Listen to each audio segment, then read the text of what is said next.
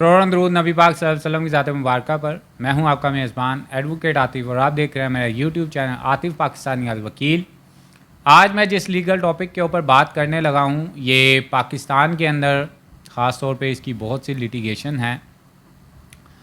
اور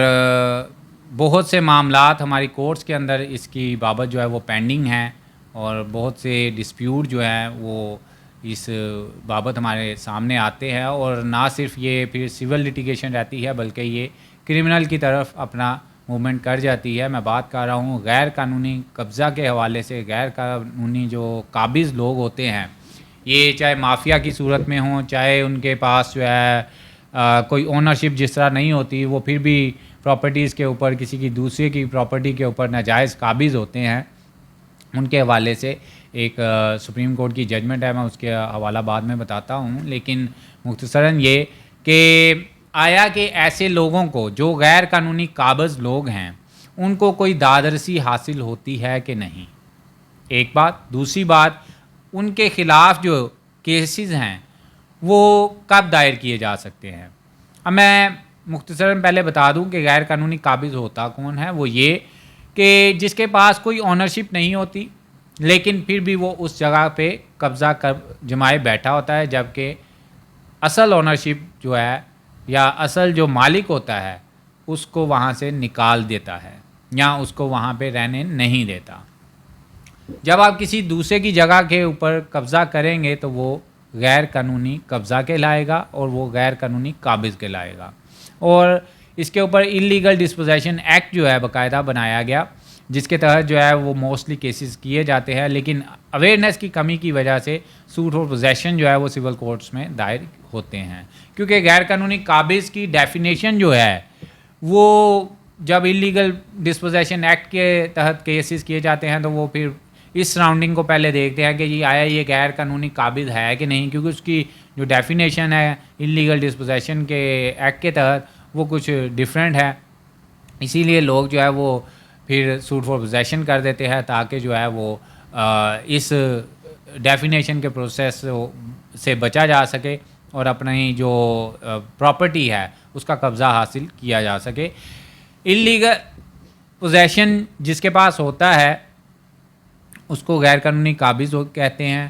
اور ایسے لوگ جو کہ غیر قانونی طور پہ کسی کی پراپرٹی کے اوپر قابض ہوتے ہیں جن کے پاس کوئی اونرشپ موجود نہیں ہوتی اور وہ ڈرا دھمکا کے یا زبردستی سے یا فیک ڈاکومنٹ جو ہے وہ اپنے پاس رکھتے ہوئے قبضہ جمائے ہوتے ہیں, تو ایسے لوگوں کی حوصلہ شکنی کے لیے سپریم کورٹ آف پاکستان نے ایک ججمنٹ پاس کی ہوئی ہے 2014 SCMR 1351. اس کے اندر کیٹاگوریکلی بیان کیا گیا ہے کہ جو لوگ غیر قانونی طور پہ کسی کی پراپرٹی کے اوپر قابض ہیں وہ کسی دادرسی کے حقدار نہیں ہوتے, انہیں کوئی ریلیف نہیں دیا جا سکتا, چاہے وہ کسی قسم کا بھی ریلیف مانگ رہے ہوں, فور دا ٹائم بینگ مانگ رہے ہوں یعنی کہ عارضی طور پہ چاہے پرماننٹ, وہ کسی ریلیف کے حقدار نہیں ہوتے. اور ان کے خلاف جو اپنی ریمیڈی ہے, اب مثال اس کی یہ کہ کوئی شخص جو ہے وہ 20 سال سے قبضہ جمائے بیٹھا ہے, 20 سال بعد جو ہے اس کے بیٹے کو پتہ چلتا ہے کہ اس کی ڈیتھ اگر ہو گئی ہے, اس کے بیٹے کو پتہ چلتا ہے کہ فلاں جگہ ہماری پراپرٹی موجود ہے جو کہ 20 سال سے لوگ جو ہے وہ وہاں پہ ناجائز قابض بیٹھے ہیں جبکہ اس کے پاس اصل ڈاکومنٹ موجود ہوں, تو وہ 20 سال بعد یا 30 سال بعد بھی جا کے وہ اپنی پراپرٹی ریلیف کروا سکتا ہے. اس کے اوپر کوئی قدغن نہیں ہے, ٹائم لیمٹ کی کوئی پابندی نہیں ہے. جب اس کو پتہ چلے گا اس کی اونرشپ اگر موجود ہے تو وہ غیر قانونی قابض سے اپنی پراپرٹی کا قبضہ چھڑوا سکتا ہے. بہرحال یہ مختصراً بتانے کا مقصد یہ تھا کہ غیر قانونی قابض کوئی دادرسی لینے کا حقدار نہیں ہوتا. سپریم کورٹ کی یہ ججمنٹ کیٹیگوریکلی اس بارے ہی ہے اور اس میں بیان کیا گیا ہے فلی سناپسس کے ساتھ کہ غیر قانونی قابض کسی دادرسی کا حقدار نہیں ہے.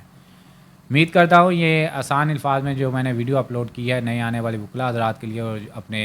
عوام کے لیے ان کو سمجھ آ گئی ہوگی. نیکسٹ کسی لیگل ٹاپک کے ساتھ پھر حاضر ہوں گے. ابھی تک کے لیے اتنا ہی. اللہ حافظ.